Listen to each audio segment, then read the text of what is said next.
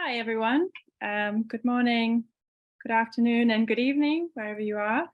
Thanks so much for joining our event today. We have a packed agenda today with many amazing speakers. So you will be hearing hopefully as little as possible from me, your moderator today. But I quickly want to share some objectives for our session.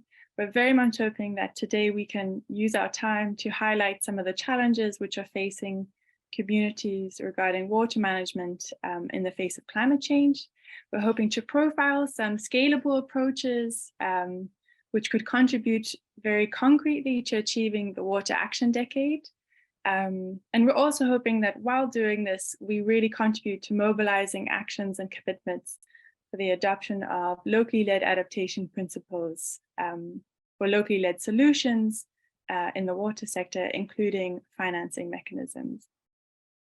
Great, so without further ado, I'm going to hand over to Dr. Shahnaz Musa, who is the CEO of the Climate and Development Knowledge Network on the steering committee of the Voices for Just Climate Action program, both of whom are co-organizing this event today, along with IIED, and she's the director of South-South-North, to share with us some opening remarks. Shahnaz, over to you.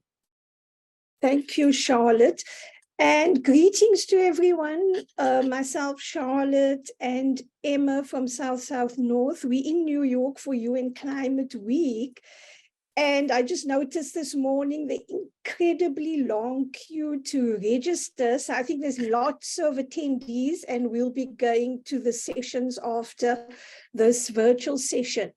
So I think for all of us working in the sector over the past few years, it's very evident that as the climate destabilizes, it is also changing and intensifying the global water cycle.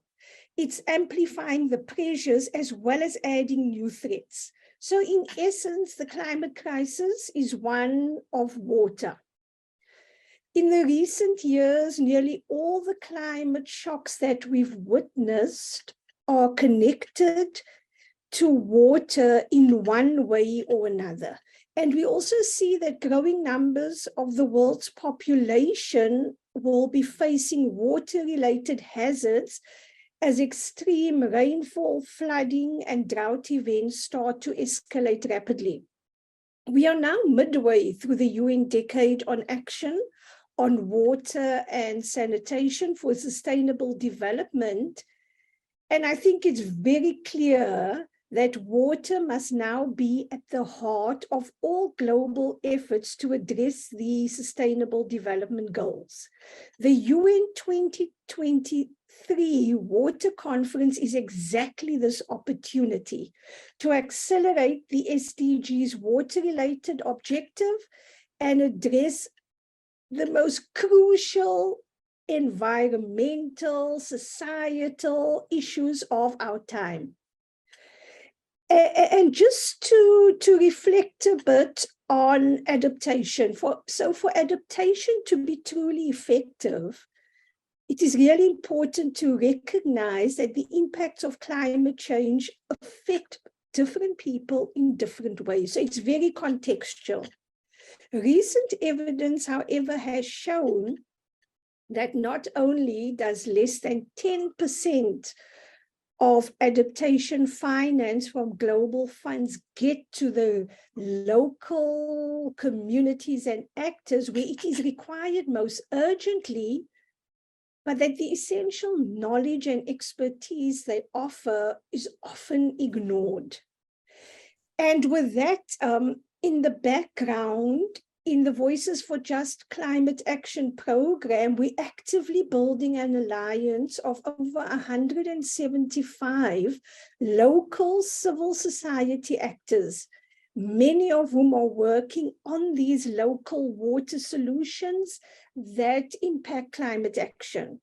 We also aim to amplify their voices during the UN conference now. And today's session, even though it's online, is this opportunity for several VCA local partners, as well as Climate and Development Knowledge Network and IIED partners, to present lessons and experiences from projects which demonstrate that locally led adaptation initiatives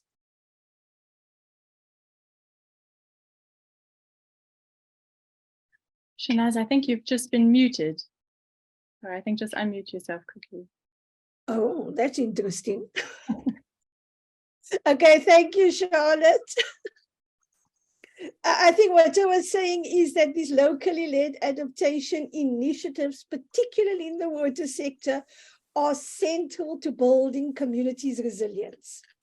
So sustainable and equitable adaptation solutions have to be anchored in bottom-up and local-led efforts based on the local climate context. In our event today, I think we're quite excited because it aims to build on the ongoing dialogue around implementing the LLA agenda, which was actually the focus of most of our engagement at the COP in Sharm el-Sheikh. Our speakers will share concrete lessons learned from advancing LLA in the water sector and highlight the potential for LLA solutions to build resilience across the countries and regions where they work and where they're from.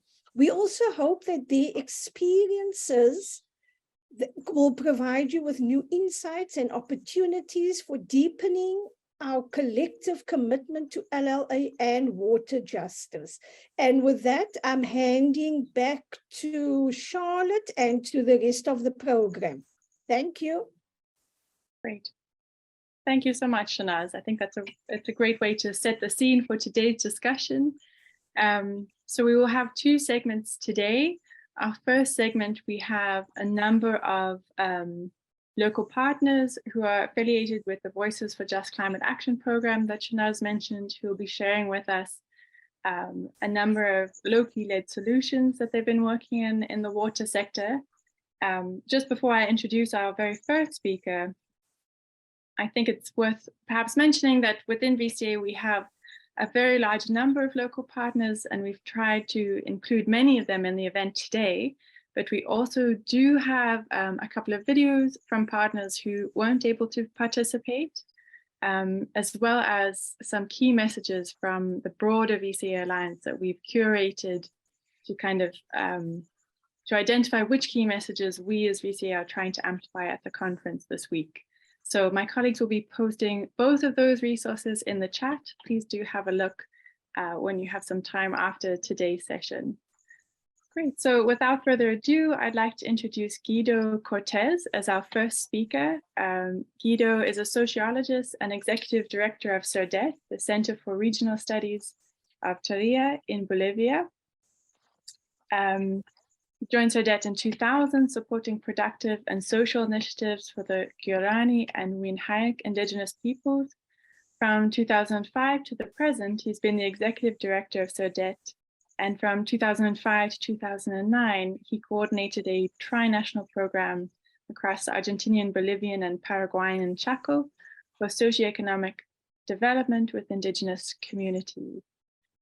So Guido will be sharing a short presentation, but first we just wanted to share a few minutes from a video that he shared with us before we hand over to you, Guido.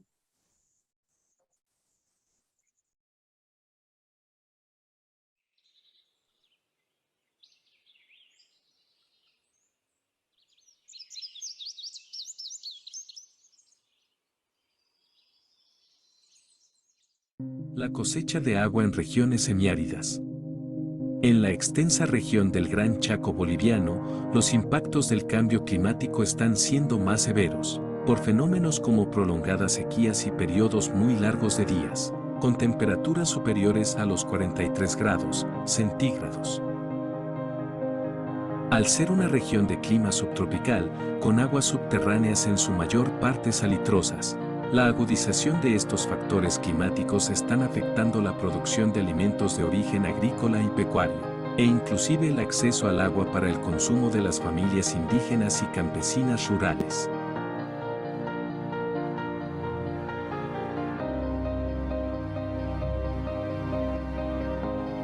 El almacenamiento de agua de lluvia en cisternas de placa de cemento se ha destacado como una de las iniciativas más sostenibles y de bajo costo para facilitar la producción de alimentos a escala familiar.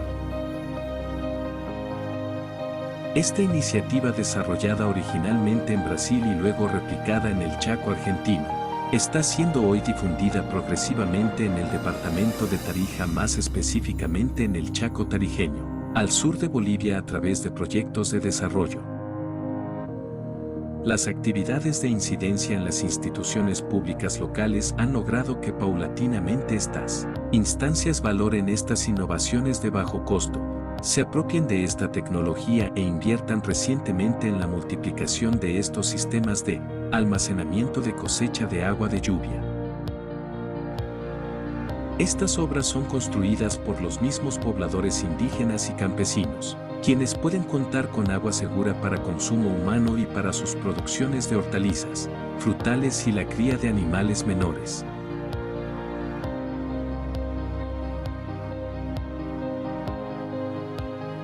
Al ser una región de clima subtropical, con aguas saladas, la agudización de estos factores climáticos están afectando la producción de alimentos de origen agrícola y pecuario, e inclusive el acceso al agua para el consumo de las familias indígenas y campesinas rurales.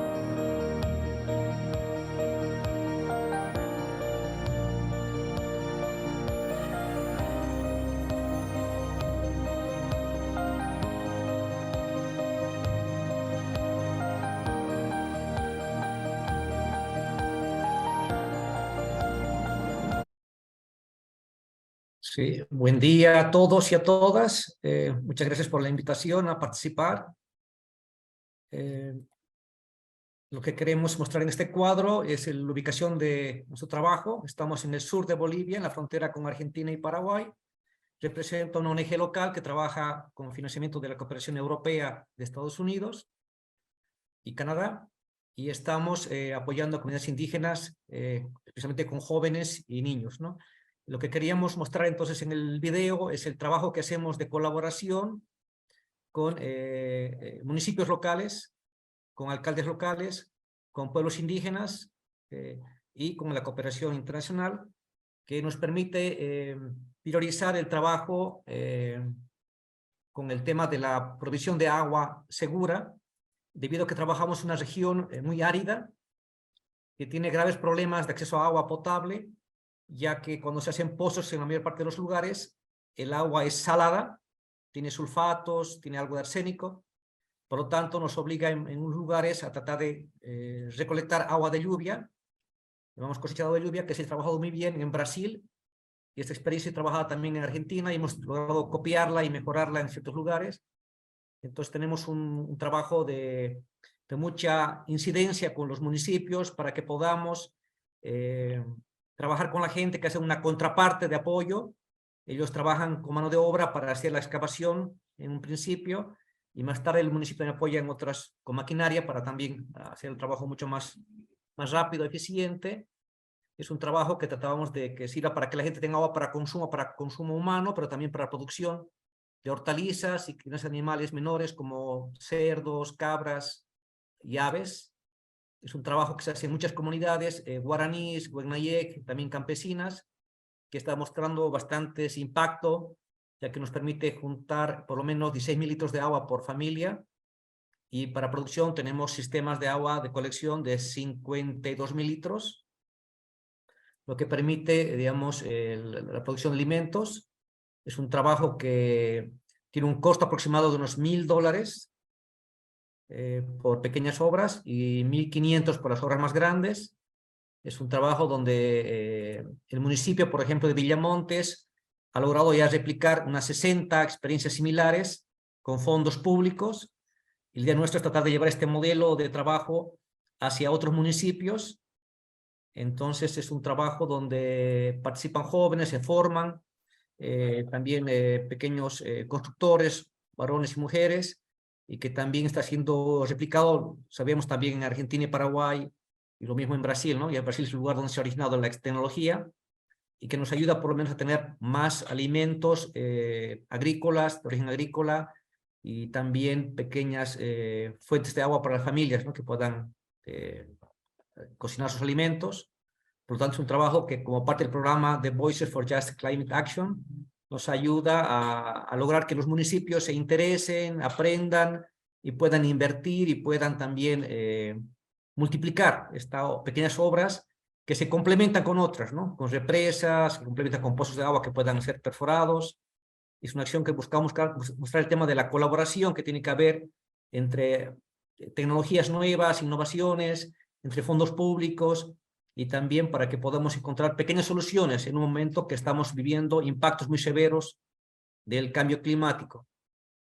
Agradezco la invitación a este evento y ojalá podamos también intercambiar y conocer más acciones interesantes en otros lugares. Muchas gracias. Great. Thank you so much, Guido. It's really amazing to see how an idea can spread across regions, and even small ones can have such a huge impact. Thank you very much for sharing. So next, I'm going to hand over to Salem. Mr. Salem bin Salma is the General Administrator for La Ruche, a public research center in oasis agriculture based in Tunisia. Salem is an economist by training and has worked as a consultant and expert in supportive civil society and local authorities in terms of good governance and sustainable development. Salem will share his slides first, and then we have a short video as well to share afterwards. Great, Salem, over to you.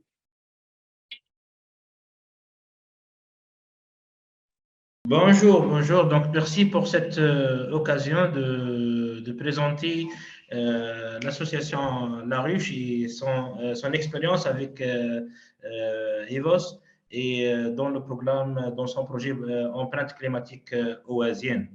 Donc, comme solution d'adaptation au changement climatique. Voilà, donc, en premier lieu, est-ce que vous voyez Voilà. Donc, l'association La Ruche est une association de droit tunisien qui a été créée en 2012, donc, dont l'objectif est l'appui à la gouvernance et la planification locale, l'entrepreneuriat et la création des entreprises spécialement féminines, le droit humain et les actions de protection de l'environnement. On est au niveau de l'association organisée sur des ruchers, donc l'association s'appelle La Ruche. Donc nous avons des solutions d'appui à la commercialisation des dates, des solutions d'appui à la réflexion, des coopératives et aussi des plateformes d'échange pour les différents composantes de l'écosystème oisien. Notre problème a commencé sur la question de l'usage de l'eau. Il faut dire que le Tozeur, au sud tunisien, et le territoire oisien abrite à peu près 10% de la population tunisienne. Auparavant, on gérait l'abondance de l'eau, donc on se permet la culture à 3 étages. Malheureusement, et actuellement, avec les prévisions sur l'impact des changements climatiques, le problème, c'est qu'on estime qu'il y aura une augmentation de la température de plus de 2 degrés et une baisse des précipitations de plus de 14%. Cela suppose qu'on doit chercher des solutions d'adaptation, des solutions qui nécessitent une approche multi-acteurs.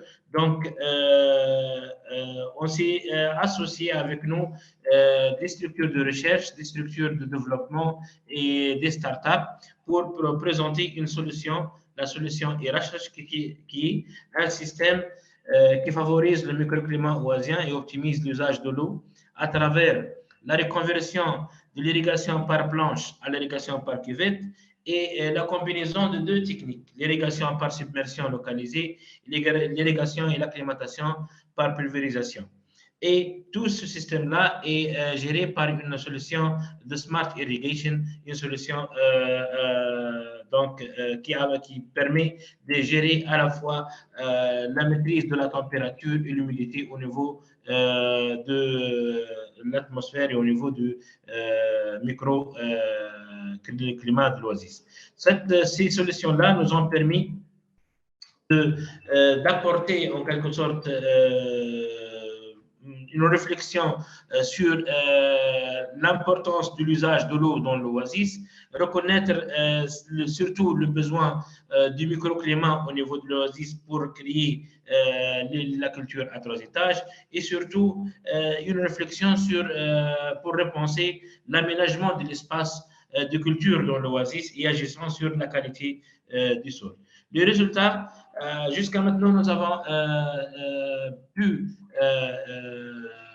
réduire la surface d'irrigation de ce passage par planche en cuvette à soit plus de 73%, la diminution de la durée d'irrigation de plus de 50% pour 25 palmiers et 8 arbres fruitiers et 100 mètres carrés de culture maraîchère, l'amélioration de la structure du sol autour des palmiers et des arbres fruitiers suite à la décomposition des déchets organiques de la parcelle enterrée, ce qui a augmenté la fertilité du sol et a permis aussi une bonne rétention de l'eau d'irrigation.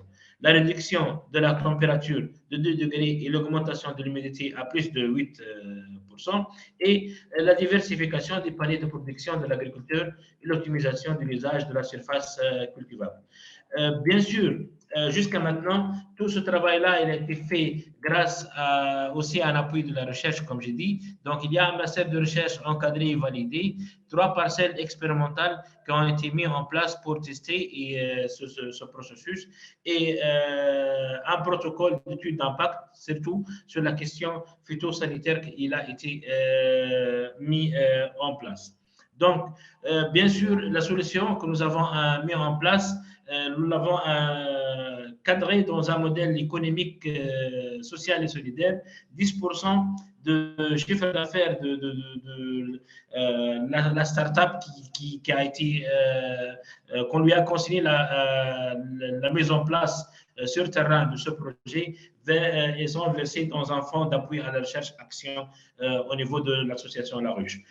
Bien sûr, ce qu'on cherche, c'est de confirmer beaucoup plus ces résultats à travers des tests avancés dans d'autres parcelles, dans d'autres chez d'autres agriculteurs et surtout apprécier l'évaluation de l'impact sur l'aspect phytosanitaire et ouvrir la voie pour des recherches avancées sur l'utilisation de nouveaux matériaux. Donc, le vidéo qu'on va vous présenter maintenant va schématiser beaucoup plus la question.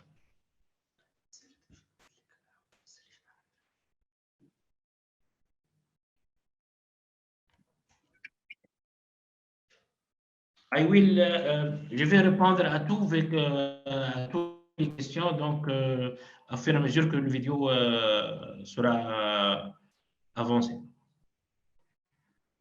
Thank you so much, Salem. I think we'll actually have all of the questions at the end after our next few speakers. So please do add your questions in the meantime in the chat box so that Salem can answer them. And then Karen, would you mind sharing the video, please? Salem Ben Salem, président fondateur de l'association La Ruche de la citoyenneté active à Tozeur. L'idée principale d'adaptation au changement climatique par rapport à la problématique de l'eau dans les oasis.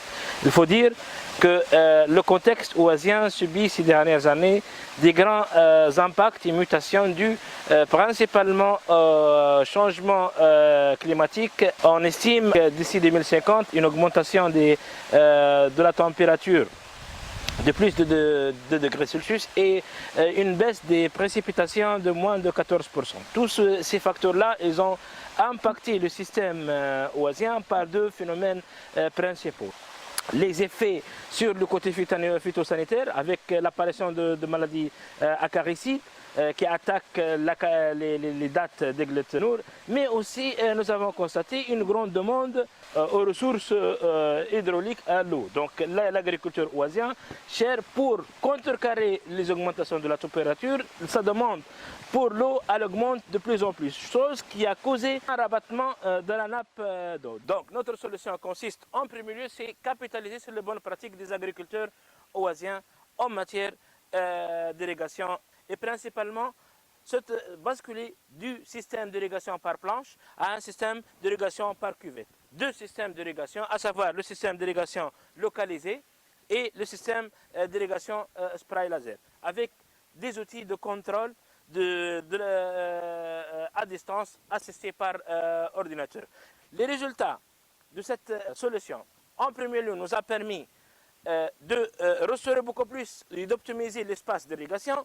Deuxième lieu, nous a permis d'agir sur l'humidité et la température avec des actions concrètes, de faire une baisse de la température de 2 degrés et une augmentation de l'humidité de plus de 7 à 8% dans la partie parcelle d'échantillonnage. Et bien sûr, optimiser l'espace par la culture à 3 étages. Bien sûr, ce travail il a été valorisé dans le cadre d'un travail de master de recherche avec l'appui de structures de développement, de structures de recherche scientifique et de start-up au niveau régional. Ce que nous cherchons, bien sûr, ici, c'est implémenter plus cette solution dans d'autres parcelles. Les écoles de champs que nous avons mis en place grâce au projet Empreinte climatique oasienne financé par EWOS nous a permis de dupliquer déjà la solution chez d'autres agriculteurs. Nous aimerions bien continuer dans la duplication et agir pour évaluer l'impact sur d'autres oasis et l'impact en gros sur la question de l'écosystème oasien. Great. Thank you so much, Salem, for sharing that with us. It's very inspiring to see the results so far, and hopefully more evaluation can go forward. That's wonderful. We will have a chance to do questions at the end. We still have 3 more speakers, I think, before we go to a Q&A break, but please do add these in the Q&A box. Next, we have Nardy Velasco. Nardy is a cacique of the Central Indigene Chiquitana Amanece Robore. I hope I've pronounced that correctly. I'm sorry if I haven't.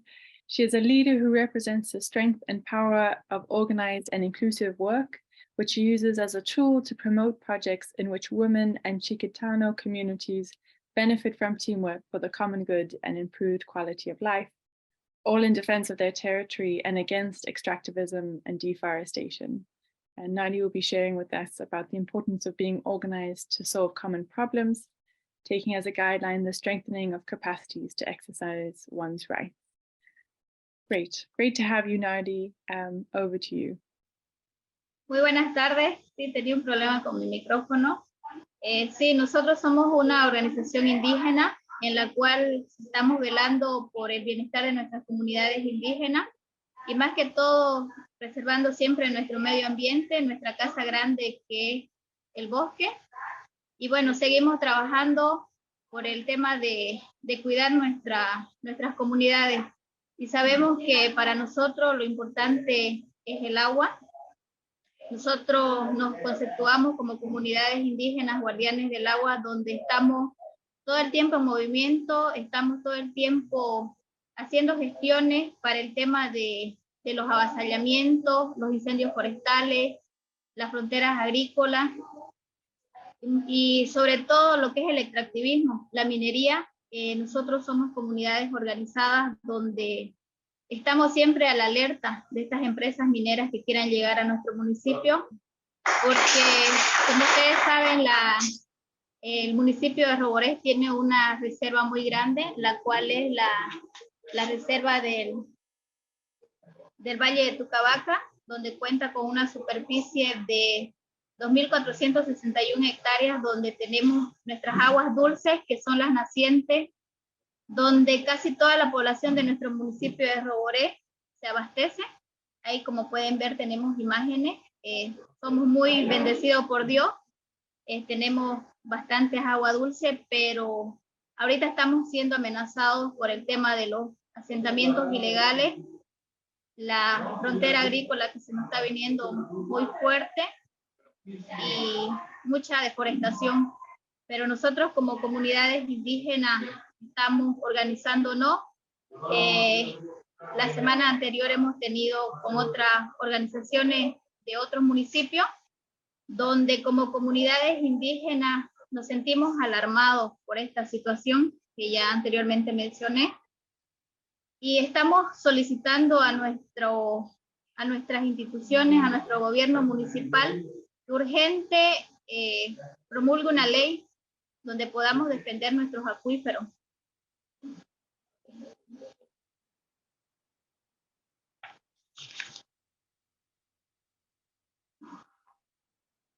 Ahí como pueden ver, ese es un paraíso que tenemos. Eso es en una comunidad llamada Aguascalientes. Es un lugar maravilloso, de verdad. Somos muy bendecidos. Hoy día es el Día Internacional del Agua, donde vemos que hay muchos países que de verdad duele ver que no tienen el agua. Y nosotros estamos en la lucha, porque no queremos que el día de mañana nuestras comunidades desaparezcan por el tema de que no tengan agua.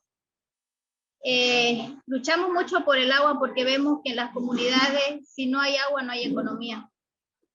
Y si, por ejemplo, estamos amenazados, ahí estamos viendo los incendios forestales, hemos tenido hace 2 años atrás, del 2019, que estamos siendo afectados por esto, y a consecuencia de los asentamientos ilegales.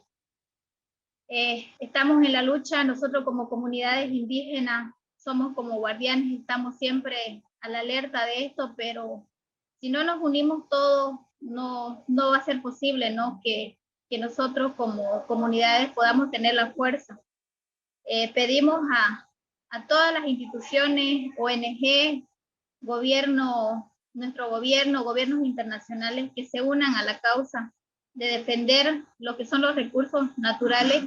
Y sí, voy a aprovechar desde esta oportunidad que tengo, que sigamos reforestando.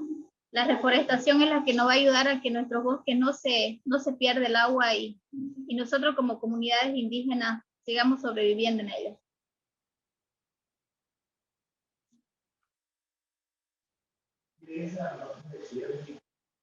Ahí fue en el 2019 que hemos tenido gran cantidad de incendios que de verdad nunca nosotros como indígenas pensamos que iba a suceder dentro de nuestro municipio, pero de 2019 a esta parte otra vez estamos tomando conciencia y estamos trabajando al 100%. Hemos visto que como comunidades en estos últimos 3 años estamos más organizados que nunca.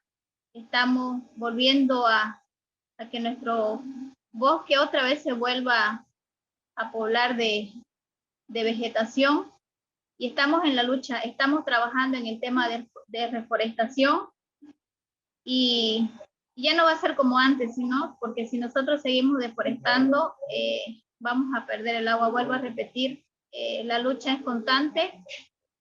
Nosotros como mujeres indígenas estamos trabajando, estamos organizadas y sé que unidas vamos a salir adelante y vamos a tener agua por unos 100 años más, que eso es lo que queremos en nuestro sueño, porque tenemos hijos atrás de nosotros que necesitan no salir de nuestras comunidades, necesitan vivir, porque nuestra vida es nuestro territorio.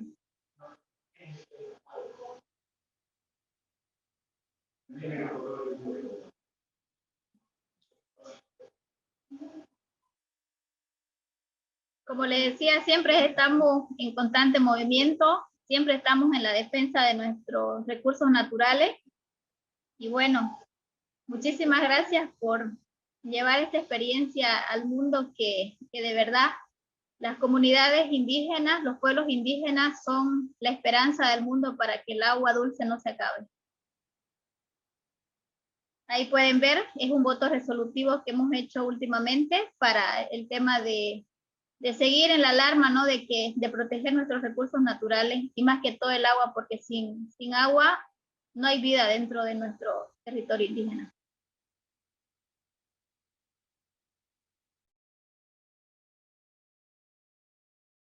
Great. Thank you so much, Nardy. And thank you so much for sharing quite an inspiring example of community mobilization, and such beautiful photographs, I think, really bring it home and make it seem more real for us. Thank you. Great. Next, I'm going to introduce Maria Monet Soge from Pangan Bike, the Good Food Coalition in Indonesia. Baik, selamat malam. Terima kasih atas kesempatan yang diberikan. Baik, saya akan bercerita tentang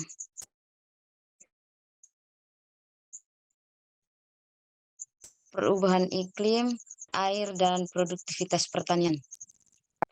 Baik, jadi perubahan iklim kini telah kita rasakan bersama, membawa dampak begitu besar bagi kehidupan di bumi ini.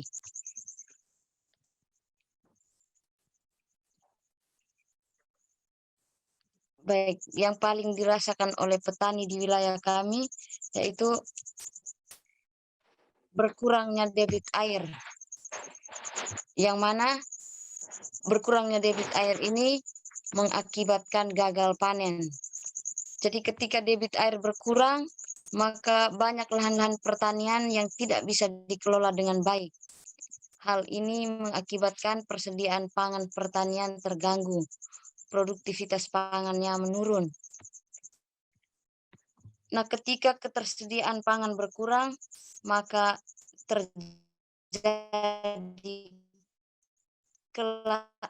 terjadi kelaparan atau gizi buruk. Lalu yang kedua, adanya krisis ekonomi. Pendapatan petani menurun, sehingga membuat para petani di wilayah kami yang rentan terhadap perubahan iklim itu merantau keluar daerah. Nah, inisiatif yang dilakukan oleh kaum muda kami di wilayah desa yaitu melakukan kegiatan konservasi. Kegiatan konservasi yang kami lakukan di sini yaitu dengan melakukan penanaman bambu, kapuk, beringin di sekitar mata air juga sepanjang daerah aliran sungai. Lalu kita juga melakukan irigasi tetes. Irigasi tetes sederhana dengan memanfaatkan barang bekas seperti botol bekas untuk lahan-lahan kering. Lalu selain itu kita juga melakukan penanaman bambu di mata air juga di sepanjang daerah aliran sungai.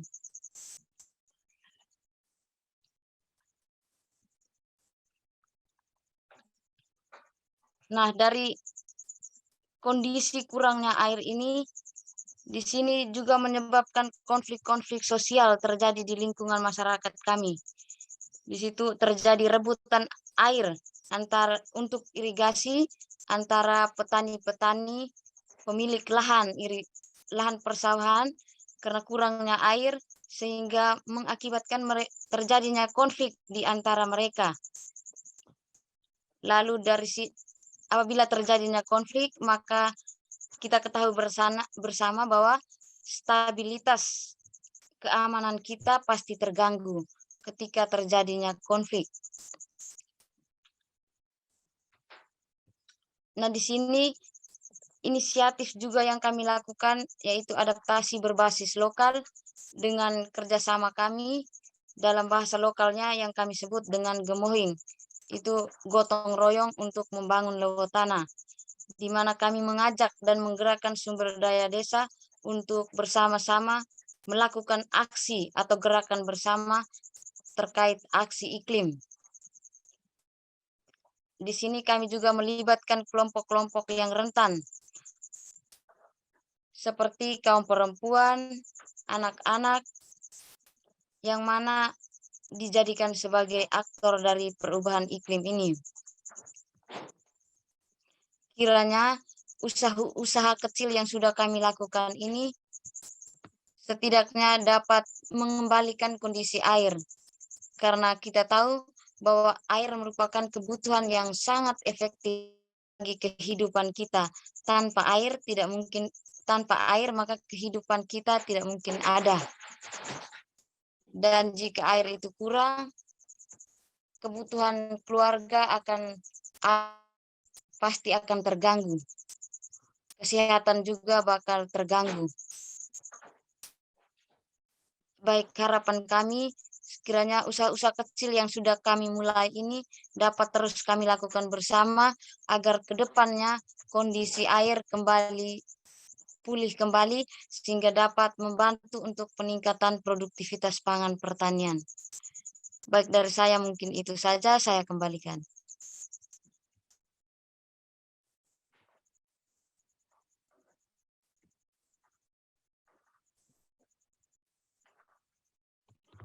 Great. Thank you so much, Maria, for sharing. I think I forgot to say at the beginning that Maria is a 31-year-old farmer. She's a high school teacher and a local champion from Hewa village, East Flores district in Indonesia, sharing with us. I think there was a question in the chat asking in Indonesia. Great, thank you so much, Maria. That's really wonderful. I'm going to introduce Dorice as our next speaker. Dorice Basibori is a Muungano Federation leader from Mukuru Informal Settlement in Kenya. She's an experienced community leader, an organizer and coordinator, and a passionate grassroots leader who has spearheaded various initiatives in the community. Her background is in community health and peer-to-peer education on HIV/AIDS, and she has worked tirelessly to improve the health and well-being of individuals in her community. She is committed to ensuring that the community's needs are met and that everyone has access to the resources and support that they need to thrive. Thanks so much for joining us, Dorice. I know it's also very late for you as it is for Maria at this time of day. Thank you. Please go ahead. Okay, thank you so much, Charlotte. I'm happy to be part of this conference. As you said, I'm a resident of Mukuru. Mukuru is an informal settlement in Nairobi, Kenya. Mukuru was declared a special planning area due to the challenges that we are facing in the community. So Mukuru was declared a special planning area because of the challenges that we face within the community. So we started with organizing community talking of the problems that they are facing, how the problems can be solved, and within 2 years, the community came with a plan, Mukuru plan. These are 3 informal settlements with a population of 100,000 households, over 100,000 households. So within 2 years, this community had raised their issues. They had come with a plan, and when the governor handed over some responsibility to Nairobi Metropolitan Services, we were privileged to have a plan. So our community plan was implemented by the government. During when we are organizing community, we had different consortium. So water and sanitation and energy was one of them. And this was one of the implementation that Nairobi Metropolitan Services started with within the community to implement. And initially we had a challenge with water and sanitation. Accessibility was we had a problem to access clean water, clean and affordable water. We had a challenge because the cartels that were selling water used to connect them through the raw sewer that will ooze water into tanks, and then we'll fetch water from those tanks. And they came with the diseases. So there was a lot of cholera outbreak within our community then. And we had a problem with the sewer.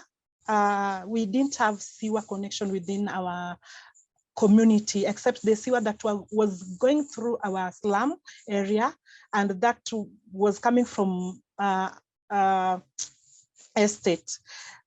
But during this implementation, the sewer connection started because they started with the road construction. They came with the opening drainages and water drilling. So within Mukuru, we have so many boreholes that are servicing community with water for domestic use, but not for drinking. And then they brought drinking water with the boozers, which was cheap then because it was during COVID, this implementation was being done. Water is very, very expensive within our community. As we speak, because of climate change, we have water rationing at the settlement level, and it is very expensive, especially now accessing drinking water. As you see from the photo there, there is me there standing close to token water. That is one area within our community. They have token and fresh token water. That time there was no shortage of water, so there is no queue at the water point. But as I speak now, there is so much queue in any water point, which tells you that water is a special commodity. Without it, then we don't have life. Sanitation at the moment is being connected to at plot level. So with the drainage being done, we have youths cleaning the drainages, opening the drainages. And these drainages initially carried a lot of waste, human waste, and solid waste from the houses. And the county government, Nairobi Water Services, did connection halfway the slum.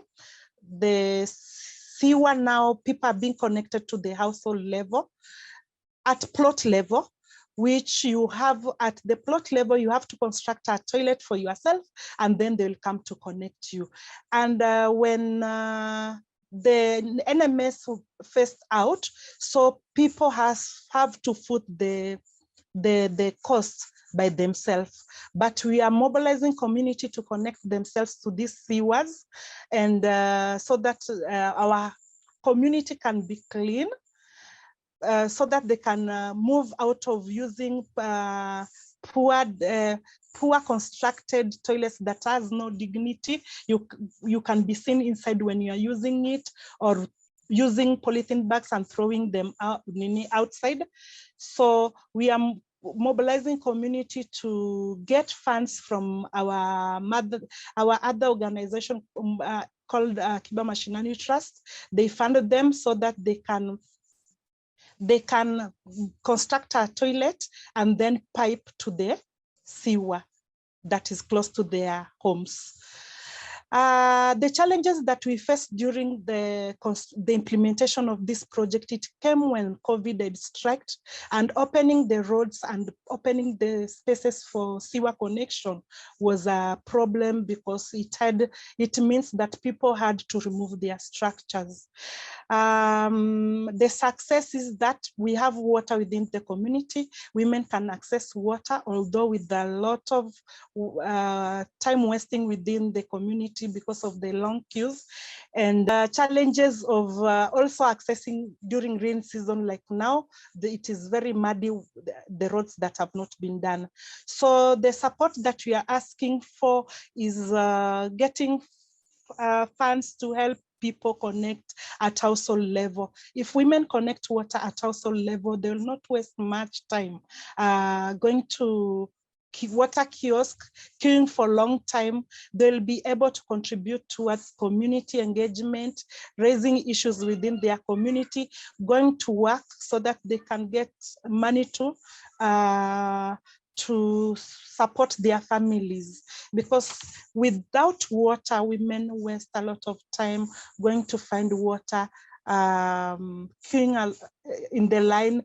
They come back in the house, they need to do house chores, so they don't engage so much to community development. Thank you. Thank you. And I think it's great to also end on that presentation. I think connecting both water as really critical for dignity and health. Thank you for sharing that experience. So that brings us to an end of our 5 panelists who each presented really concrete and amazing local solutions that are being implemented on the ground already, and contributing to our Water Action Decade as we meet here in New York this week. So we now have some time for question and answers, and I've seen a couple questions come through.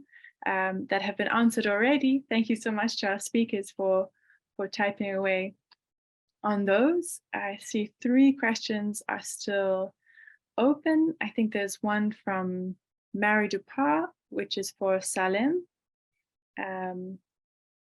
Mary, I think it may be best if you speak your question, and then the interpreters can interpret it for Salem. Cool. I've just given you permission, so you can open your mic. Thank you, Charlotte. Bonjour, Monsieur Salem. Je voudrais savoir, selon vous, quelles sont des opportunités pour l'autonomisation des femmes dans le contexte de l'agrandissement de l'immigration dans l'Oasis? Merci. Merci pour cette question. En fait, tout d'abord, il faut dire que la femme oasienne, il y a de grandes potentialités pour son autonomisation économique et sociale. D'ailleurs, notre association, elle travaille sur cet axe-là à travers sa boutique sociale et solidaire d'appui à l'autonomisation économique et sociale de la femme oasienne. Et on appuie les femmes par 2 piliers, au niveau de l'accès à la matière première et aussi l'accès au marché. Donc, sur ce point-là, il y a de grandes opportunités, sauf que nous avons fait une étude sur l'impact des changements climatiques sur l'autonomisation économique de la femme oasienne et nous avons vu trouvé que l'activité économique de la femme oasienne dépend de la biodiversité oasienne. Plusieurs produits issus de l'oasis, s'ils disparaissent, c'est que les femmes vont avoir moins d'opportunités d'accès à la matière première.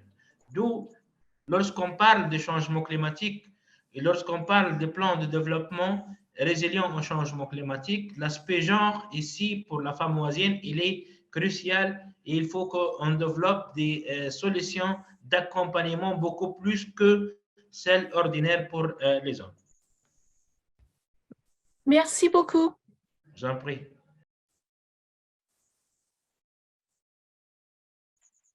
Great, thanks so much for that. Vous Then allez I see voir, also a question from Olivia to Maria.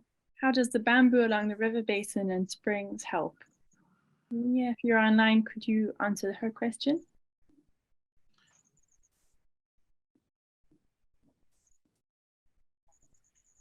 Baik, terima kasih. Nah, untuk penanaman bambu di mata air juga di sepanjang daerah aliran sungai, di situ karena bambu ini kan berakar serabut. Dan menurut ahli bambu, itu dalam satu rumpun bambu, itu dia dapat atau mampu menampung atau menghasilkan 5.000 liter air. Nah, akar serabut dari bambu ini dia juga bisa menahan erosi atau banjir. Jadi, bambu ini merupakan salah satu tanaman yang unggul. Dia dapat memperbaiki sumber tangkapan air yang sangat baik, sehingga mampu meningkatkan cadangan air bawah tanah. Dan maka pertimbangan menggunakan bambu sebagai tanaman konservasi karena bambu ini merupakan tanaman yang mudah ditanam serta memiliki pertumbuhan yang sangat cepat. Dia tidak membutuhkan perawatan khusus, tidak membutuhkan investasi air yang besar juga. Nah, ketika bambu berumur 3-5 tahun, itu sudah dapat dipanen setiap tahun tanpa merusak kerumpun bambu tersebut. Bambu juga memiliki toleransi tinggi. Dia bisa tahan terhadap gangguan alam dan juga kebakaran.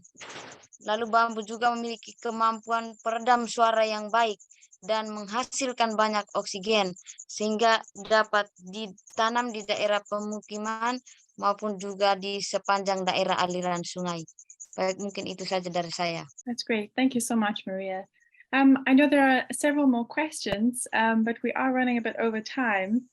and we still have 3 more speakers that we'd like to give an opportunity to. So I think we're going to leave the questions there. We really encourage, I think, speakers to answer with a typed response, if you can, into the Q&A. Otherwise, we'll do our best to share those questions with the speakers after the event, so that we can get back to you. Great. So with that, then I'd like to move on. Our next section, we have several speakers who will be representatives from organizations who are working on locally led adaptation approaches across different regions today, to share with us examples and lessons from their work.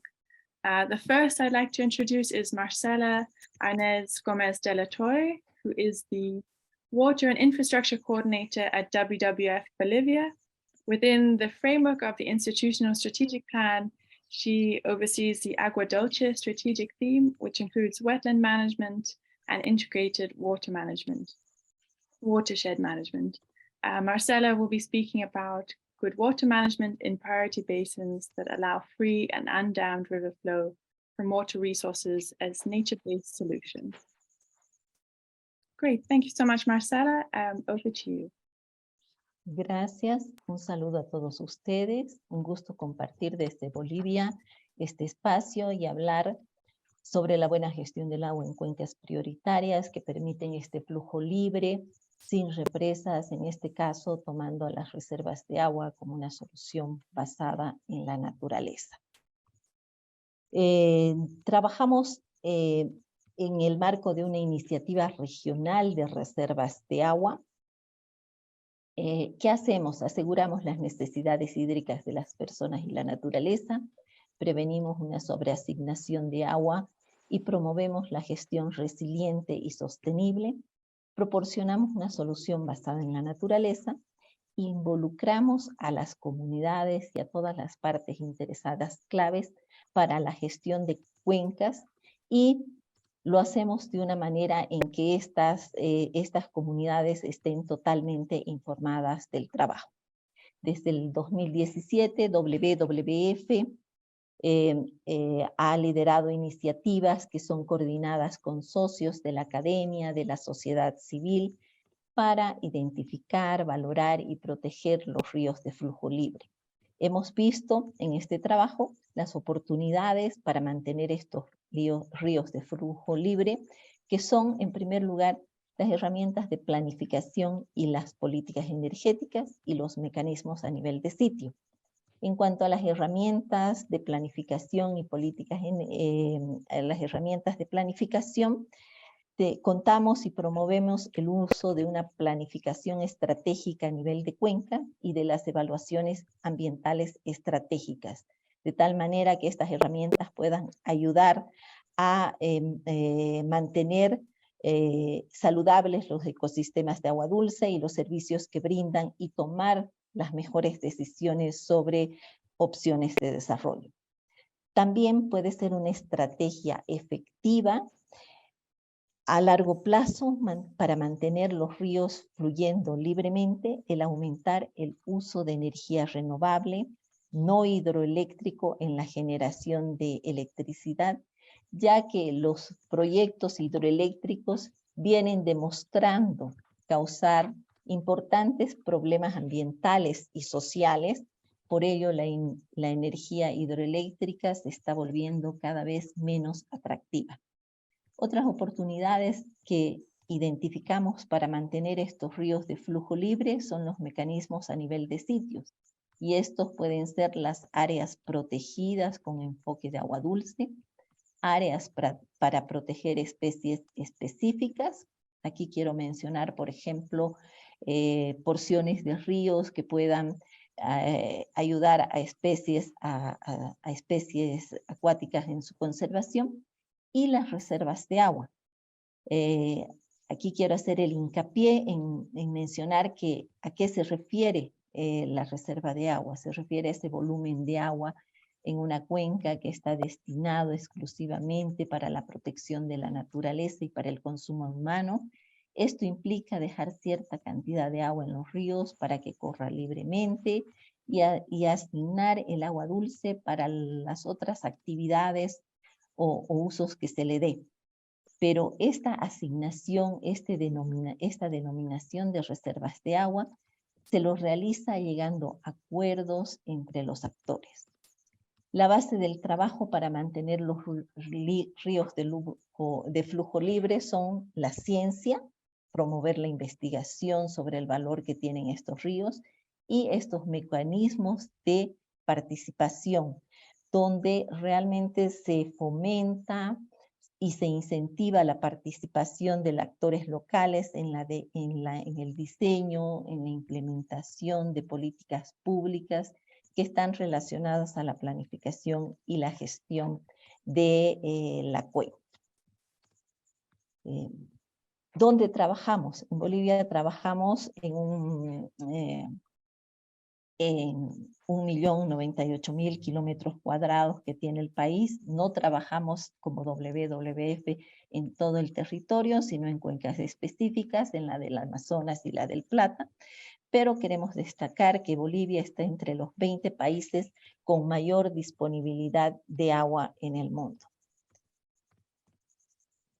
¿Dónde trabaja WWF Bolivia? Este tema trabaja en la Amazonía, en el sitio Ramsar Río Blanco, que también está sobrepuesto a un área protegida, que es el Parque Departamental y Área Natural de Manejo Integrado Itenes, y en el Pantanal boliviano, en la cuenca Tucabaca. ¿Qué hemos avanzado en este trabajo desde lo que hacemos? En el Pantanal boliviano, en la cuenca Tucabaca, hemos realizado un trabajo coordinado con los actores claves locales, las autoridades departamentales y municipales, para determinar el caudal ecológico de tal manera de asegurar funciones ambientales de áreas río abajo que se mantengan saludables y así mejorar la gestión del agua a nivel de toda la cuenca. Tenemos como reto fortalecer en esta cuenca, fortalecer la gobernanza para la toma de decisiones relacionadas con la gestión del agua. Otro de las áreas de trabajo es en la Amazonía boliviana, en el Río Blanco, en el sitio Ramsar Río Blanco. Trabajamos aquí en coordinación también con las autoridades y los actores claves. ¿Qué hemos hecho? Hemos iniciado un trabajo de determinación de caudal ecológico. Sobre esta base de un trabajo científico se va a elaborar de forma participativa el plan de gestión del sitio Ramsar Río Blanco y se conformará una plataforma para la gestión integral del sitio Ramsar y del parque departamental, un espacio donde participan autoridades de todos los niveles, departamentales, municipales, instituciones académicas, las organizaciones sociales también, pero esta plataforma tiene ahora un enfoque importante de inclusión, donde grupos vulnerables, principalmente personas discapacitadas, grupos de mujeres, grupos indígenas, personas mayores y niños van a tener un papel muy importante en esta plataforma, ¿no? De tal manera que todos los actores locales puedan hacer efectiva la inclusión y para ello trabajamos con una organización especializada. En resumen, trabajamos sobre una base de determinar caudal ecológico para identificar, proponer una reserva de agua como una solución que esté basada en la naturaleza. Apoyamos las instancias participativas e inclusivas que se ocupen de la gestión del recurso agua y que estas acciones que se realizan en las cuencas resulten en que los ríos fluyan libremente, los ecosistemas hídricos estén saludables y sean bien administrados desde una visión y desde un interés local, por lo tanto brinden beneficios y servicios a las personas locales. Gracias.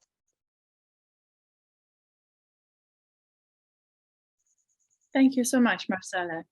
think it's really interesting to see those examples from Bolivia and to think about effective inclusion and what that means for knowledge and participation. Thank you very much. So our next speaker I'm going to introduce is Ritu Bharadwaj, who is the principal researcher and team leader of climate governance of risk and finance of the climate change group of the International Institute of Environment and Development, IIED. Ritu has more than 20 years of senior policy development experience, research management experience in government, funding agencies, and international NGOs. She's worked extensively on climate resilience, resource conservation, social protection, migration, and gender issues. Her experience spans issues of climate change, disaster risk reduction, and migration, and how it interacts with climate-induced migration. And today she'll be sharing with us an example of the CRISP-M approach from India. Great, thank you so much. Ritu, over to you. And then we'll be sharing a video immediately after your presentation. Thank you so much, Charlotte. Hello, everyone. It's really a pleasure to be speaking at this event. I'll be talking about the power of peoples plus tech approach in early action and climate risk management. And this is in context of a program from India, which is called MGNREGS, Mahatma Gandhi National Rural Employment Guarantee Program. It's one of the world's largest public works-based social protection program. It guarantees 100 days of wage employment to every rural households. And you can look at the budget here. It's close to $11 billion per annum and reaches about 250 million people. So as a result of this wage employment, it creates natural resource management assets such as soil conservation, moisture conservation, water harvesting, land development, and so on. And about 70% of investment goes into NRM activities, all these activities. There's an additional component within this program, which is when a drought of a severe category is announced, then those households are also entitled to getting additional 50 days of employment. So instead of 100, they get 150 days. Now, if you look at the very design of this program, you would say that, this program is quite well conceived and well designed, where the entire planning and decision making happens at the local level. But, when we started working with the government of India in terms of how do we enhance the climate resilience impact of this program, we found out there were certain gaps within this program. One, the wage planning, especially for that additional 50 days, is delayed because the drought does not get declared in time, or it gets declared after 3 to 4 months of it actually happening, which means people who are under distress have to undertake migration. And by the time they come back from their migration, that financial year is towards the end and they are not able to avail that benefit. Second is in context of asset planning. So all that water conservation, soil conservation, land development, all of that, if you understand this program with an investment of $11 billion per annum for last 15 years, it should have transformed the rural landscape, and it hasn't happened. Which means, when we actually went to the field, we saw that a lot of these structures were created in a very ad hoc manner. Like it wasn't done in a landscape-based approach or a watershed-based approach that would lead to a longer term water conservation or rejuvenation of rivers or creation of those groundwater level recharge and so on. Third, even though the program shows that every planning or the entire planning should happen at the village level, we saw that even though it was happening, the marginalized, the poor, and especially the women, they did not get adequate representation in that planning process. And fourthly, even though the program mandates the use of climate information, the way in which it is communicated in terms of change in precipitation, change in temperature, that kind of information is very difficult for the community to understand, interpret, and then use it for decision making. So we try to address some of these gaps in the way we develop this tool. So CRISP-M essentially stands for Climate Resilience Information System and Planning Tool. And before developing this tool, we did a lot of research because, see, for every you will see a lot of climate information system tool that are out there.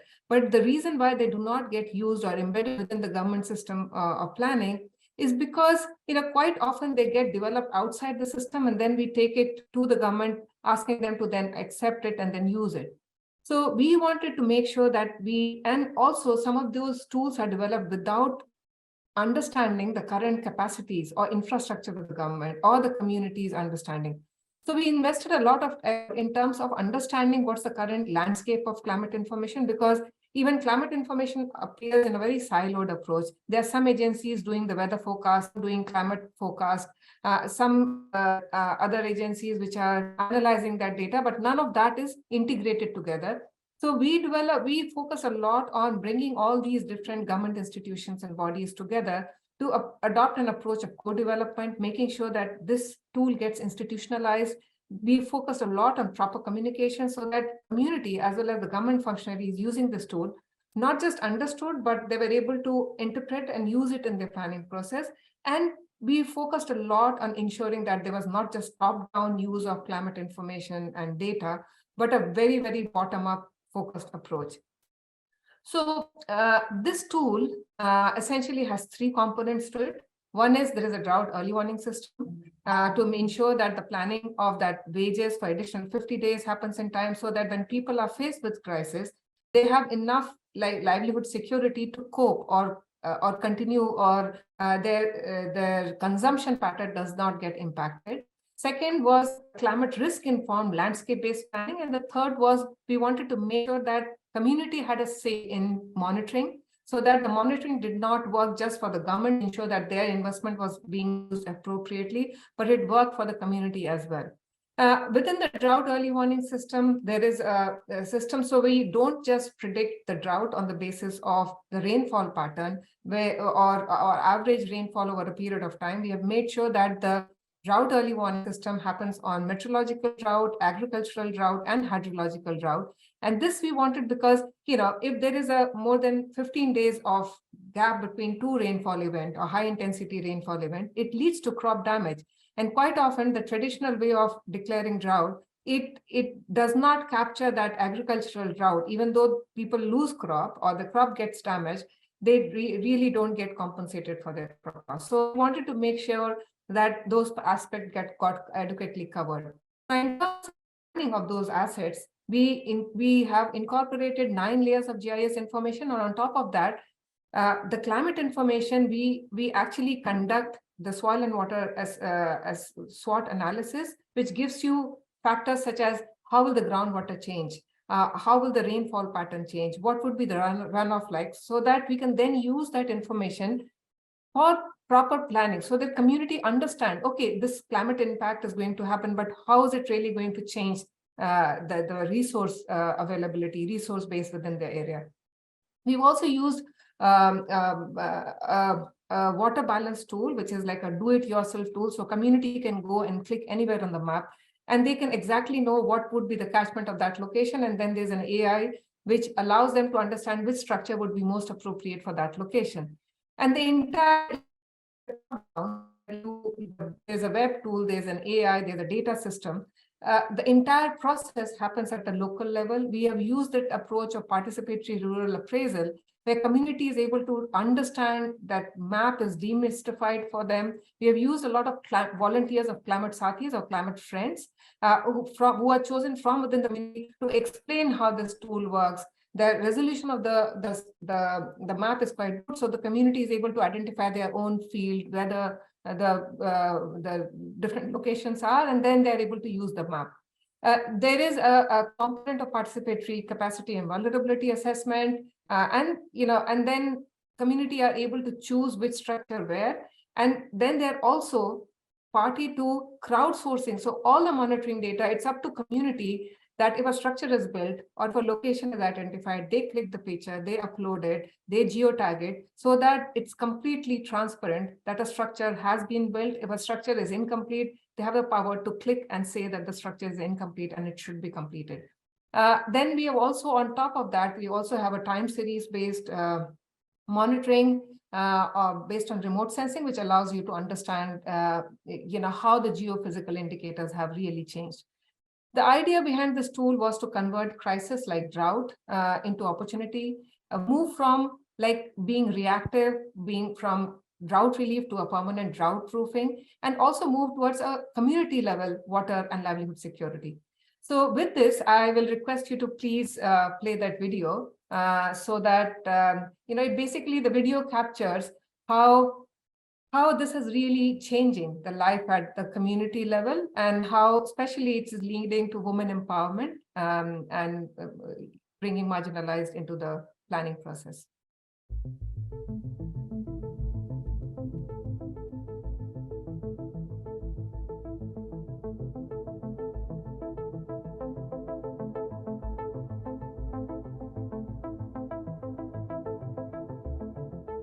मौसम के बारे में तो हम ऐसे जानते हैं वो गर्भ आता है कि इस साल ज़्यादा गर्भ आएगा तो ज़्यादा पानी गिरेगा, कम गर्भ आएगा तो कम पानी गिरेगा। लोग बागों ने फसलें बो दी तो कुछ दिन बारिश नहीं हुई, 22 या 23 दिन के आसपास, तो कुछ लोगों की फसलें सूख गई। जॉब कार्ड बना है 2012 का है, 2010 का है, काम आया है लेकिन गांव के लोगों को उसकी ना जानकारी नहीं मिल पाई है। ग्रामीण क्षेत्र है, यहाँ पढ़े लिखे लोग नहीं होते तो वे मैप और इंटरनेट पे थोड़ा सा विश्वास नहीं करते। Agriculture in India has always relied on traditional knowledge, gained over centuries and passed down through generations, which is why Indian government's National Rural Employment Guarantee Scheme leverages the local understanding of the rural population to build natural resource management structures.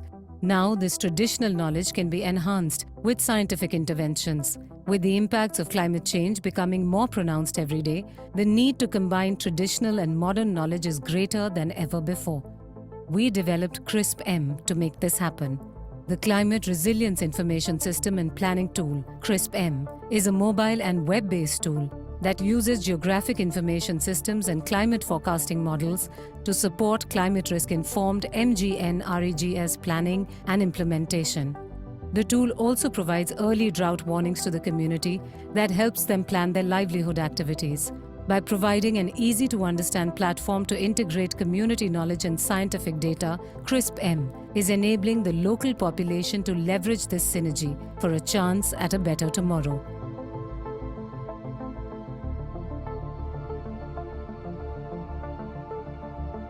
पूरी पंचायत को घूमने के लिए पूरी boundary घूमना पड़ेगा, पूरे एक एक गांव घूमना पड़ेगा, एक एक घर एक एक खेत देखना पड़ेगा, लेकिन मैप के जरिए एक नज़र में पूरी पंचायत अपन देख सकते हैं।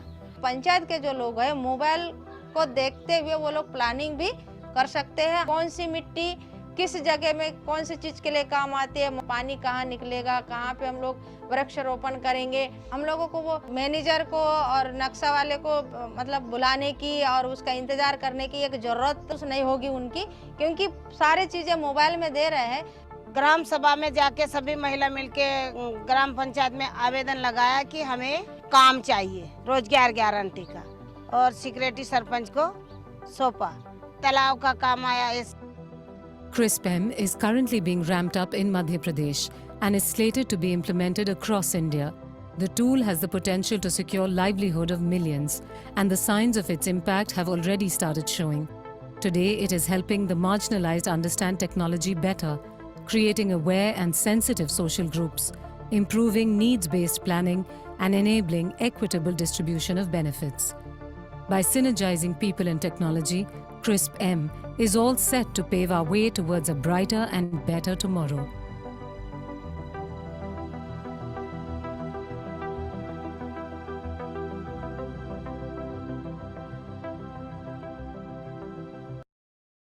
Thank you so much, Ritu. Thanks for sharing about the CRISP-M tool. I think it really impressed upon me as well the co-development of the tool, the process that you went through to integrate and combine both different forms of knowledge and also different institutions and understanding them. Great. Okay, so for our next speaker and for our last speaker today, I can introduce Bert de Bievre.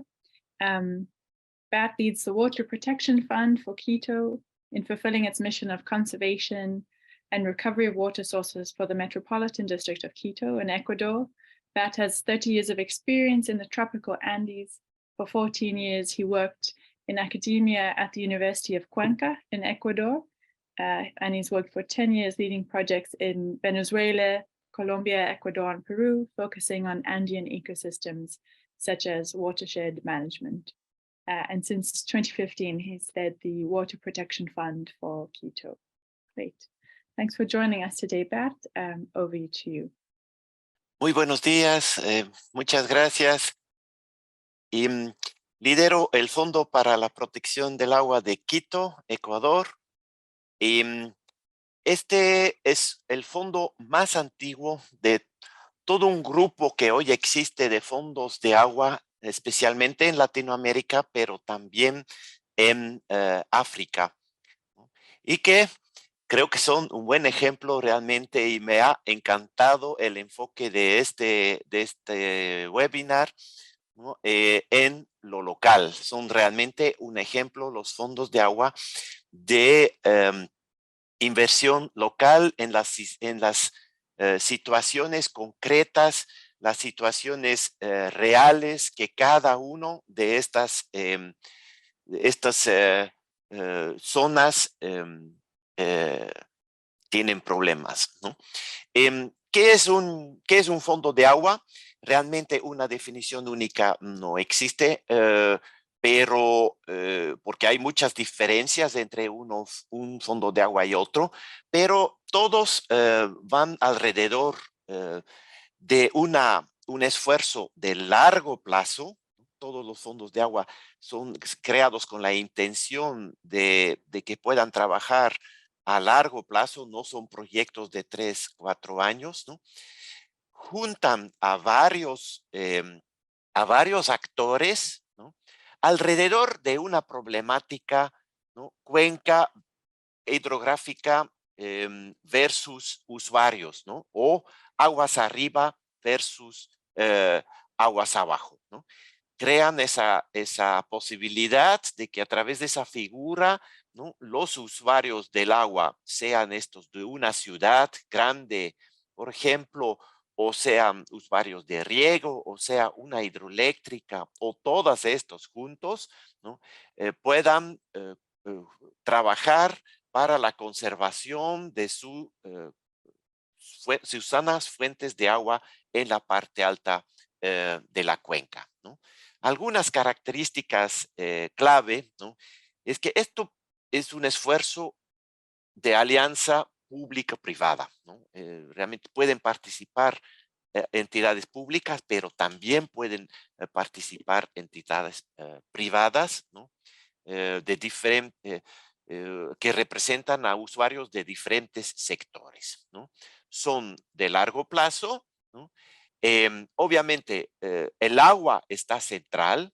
Cantidad y calidad de agua es lo que realmente estamos obligados por mandato a entregar, ¿no? Eso es el entregable realmente de nuestros fondos de agua. Sin embargo, está absolutamente claro que así generamos muchos co-beneficios también, ¿no? En términos de mitigación, por ejemplo, de cambio climático, captura de carbono o emisiones evitadas, pero también en términos de conservación de la biodiversidad y en términos sociales, por ejemplo, reduciendo brechas que existen en el acceso a agua segura entre ciudades y zonas rurales, ¿no? En Ecuador, en el caso del FONAC y los otros fondos de agua de Ecuador, la figura jurídica es de fideicomiso, es a trust fund en inglés, ¿no?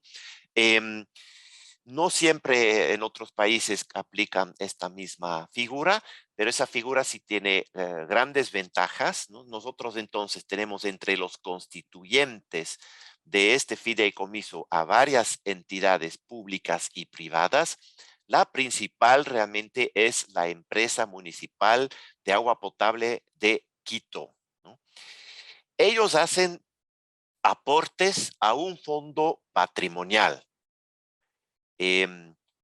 Lo hacen en mayor o menor medida, y lo interesante es que la empresa de agua de Quito lo hace a través de una ordenanza municipal que obliga a que el 2% de lo que facturan a los usuarios, a sus clientes, es aportado a este fondo, ¿no? Estos son los constituyentes del fondo, ¿no?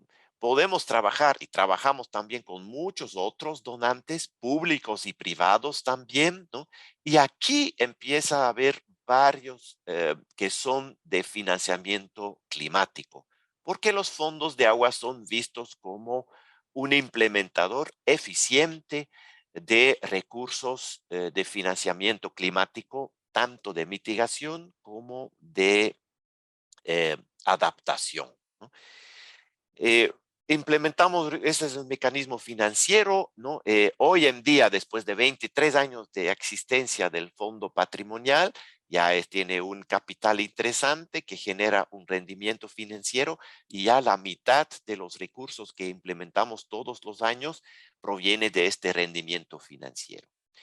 Un cuarto viene de una inversión directa de aportes de los constituyentes y el otro cuarto de estos otros donantes, otros proyectos que llamamos también fondos apalancados o fondos externos, ¿no? Este slide simplemente para señalarles que como fondo de agua podemos trabajar en un determinado territorio con diferentes figuras. No estamos limitados a una de ellas. Colaboramos con el sistema de parques nacionales, colaboramos con áreas protegidas municipales, somos propietarios también de tierras, hemos podido hacer algunas adquisiciones, ¿no?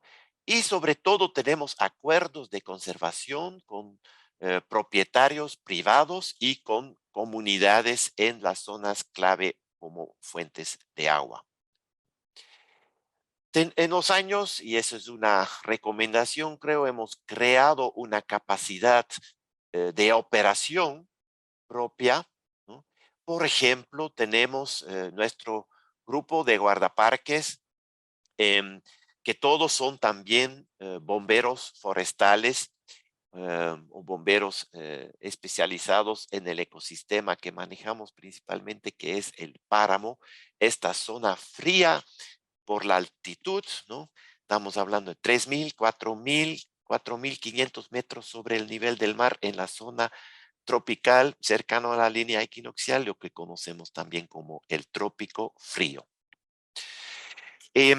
Trabajamos mucho en educación ambiental para sostener la base, ¿no?, de la opinión pública, tanto en la ciudad como en las zonas rurales, ¿no?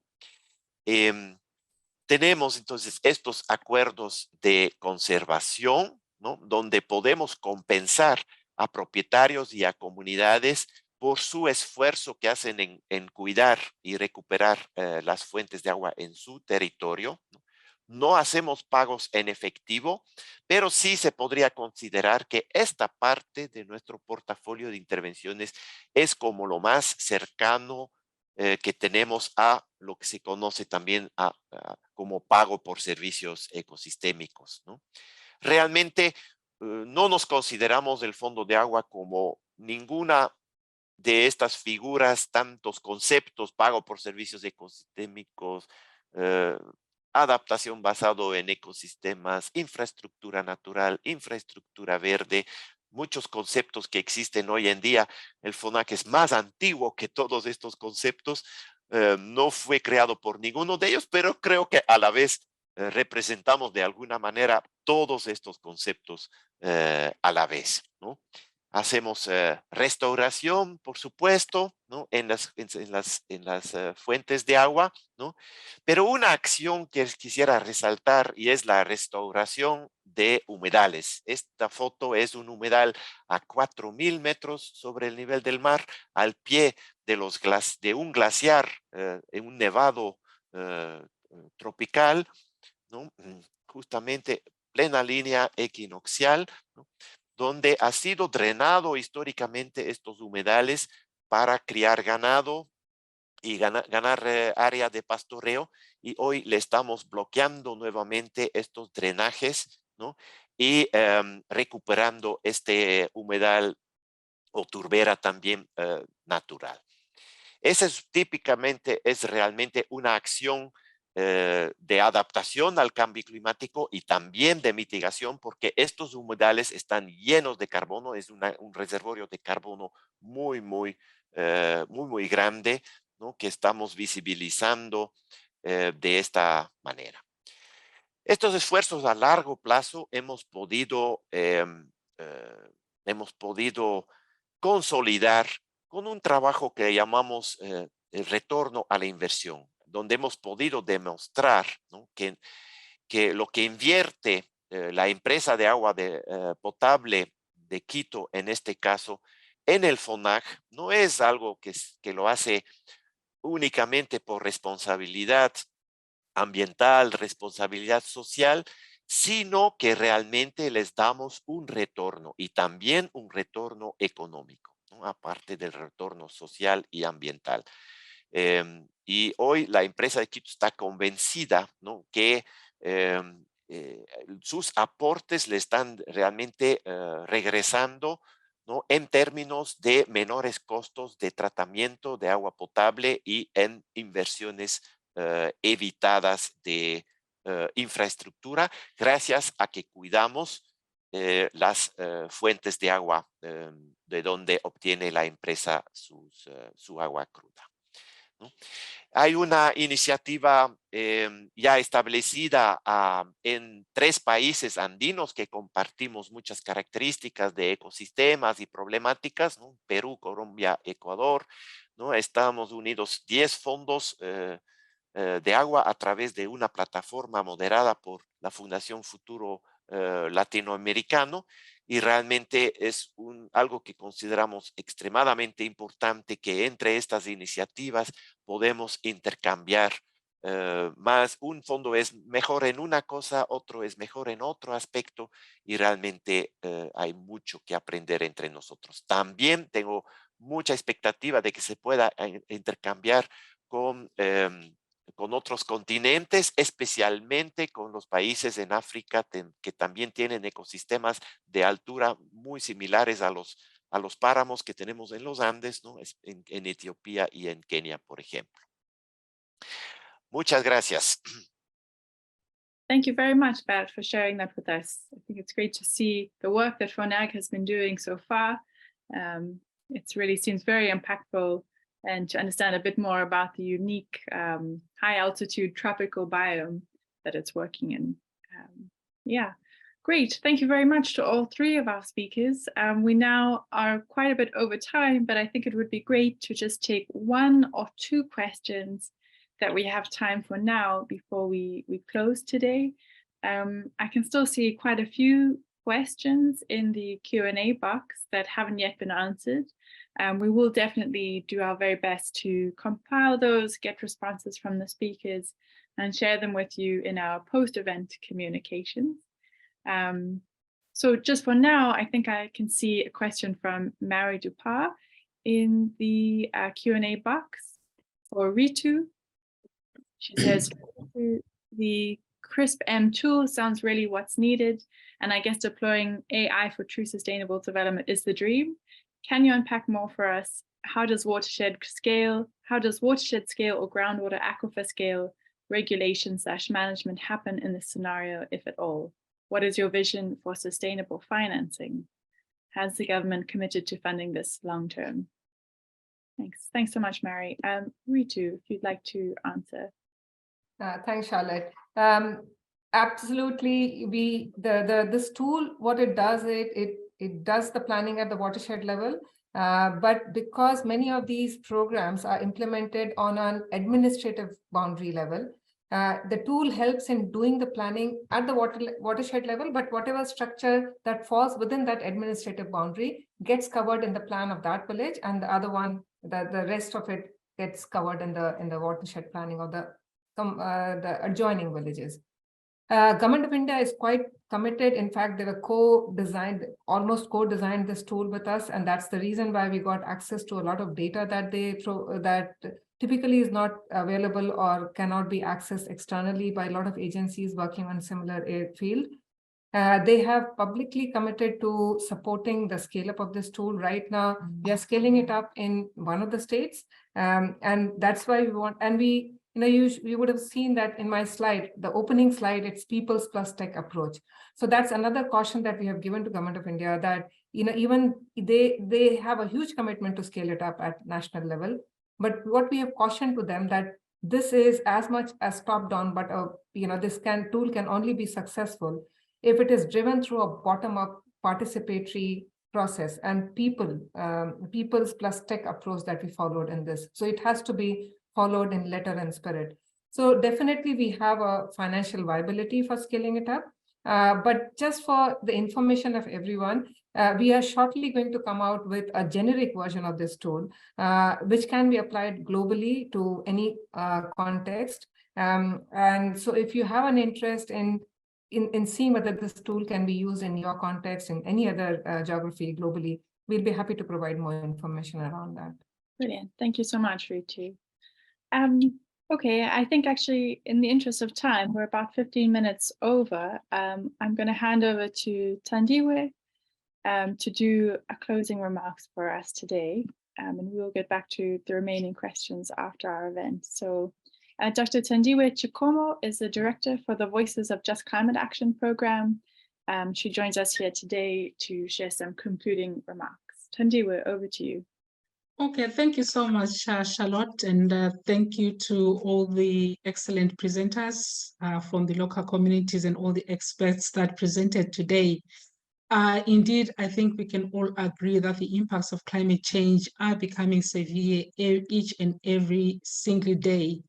And unfortunately, of course, the biggest impact is all on the people that do not even, contribute directly to this climate change.